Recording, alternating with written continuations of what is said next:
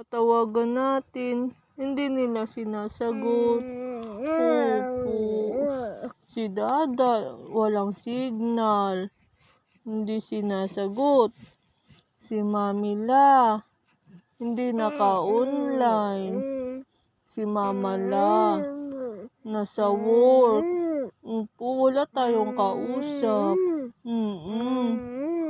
Mamaya na lang, no? Opo. Mamaya na lang tatawagan dawin.